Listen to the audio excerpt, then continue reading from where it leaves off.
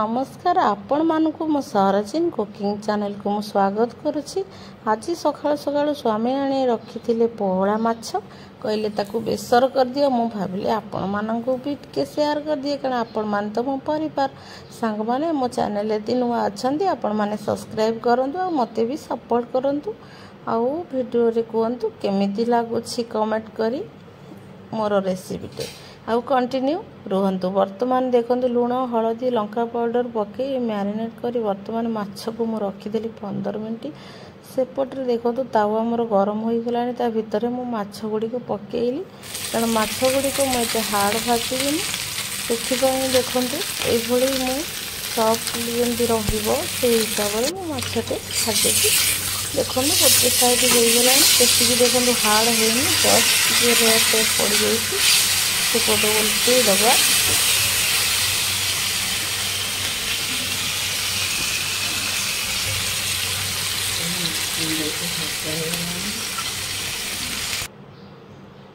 वर्तमान more complete हो गला भजा गोटे प्लेट को काढ़ी दबा गोटी गोटी करी सबू।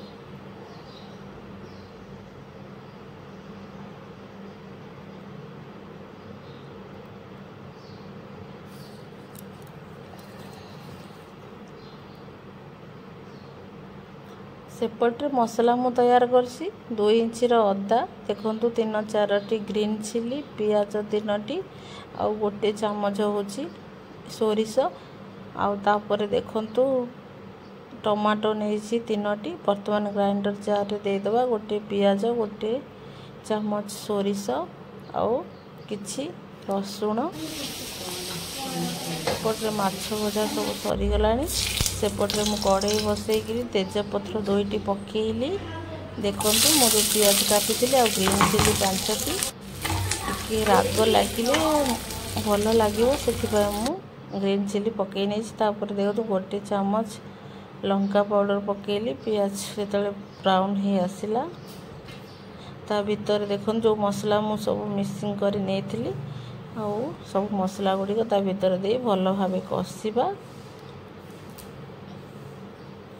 वर्तमान मसला मोर हाफ कसी हो गलानी ता भितर स्वाद अनुसार लूण मु पकई देली तापर किसी समय भल भाव कसिबा। तापर देखंतु पीस करी मसला पकेइली तापर मसला हो गलानी पानी दे देली गोटे बाउल पानी का बेसी मोर पानी करिवार नाही ग्रेवी टाइप रो करिवार अछि जेहेतु बेसर।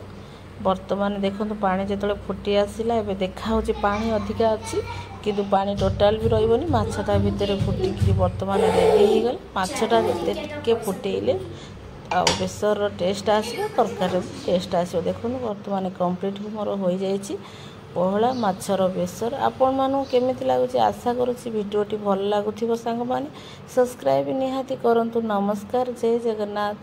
एई प्रणाली रे करंतु।